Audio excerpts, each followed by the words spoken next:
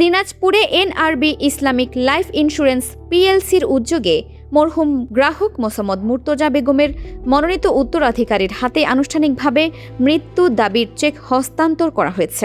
সোমবার দিনাজপুর শহরের ঘাসিপাড়াস্থ family planning অডিটোরিয়ামে এই চেক হস্তান্তর ও ২০২৬ সালের বিশেষ প্রশিক্ষণ সভা অনুষ্ঠিত হয়। অনুষ্ঠানে প্রধান অতিথি হিসেবে উপস্থিত ছিলেন প্রতিষ্ঠানের ব্যবস্থাপনা পরিচালক ও প্রধান নির্বাহী কর্মকর্তা মোহাম্মদ শাহ জামাল হাওলাদার।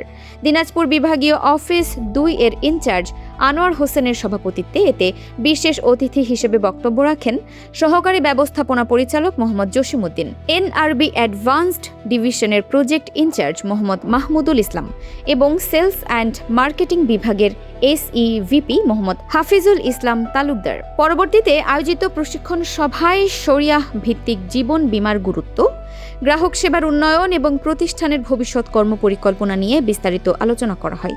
বক্তারা জানান, এনআরবি ইসলামিক লাইফ ইন্স্যুরেন্স গ্রাহকদের আস্থা রক্ষায় দ্রুত ও স্বচ্ছতার সাথে সেবা নিশ্চিত করতে নিরলসভাবে কাজ করে যাচ্ছে। উক্ত অনুষ্ঠানে কোম্পানির বিভিন্ন পর্যায়ের কর্মকর্তা, উন্নয়ন কর্মী এবং বীমা প্রতিনিধিরা উপস্থিত ছিলেন।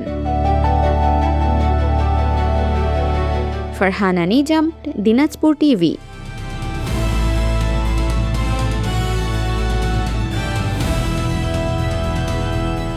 দিনাজপুর টিভি মানুষের জীবনের কথা বলে।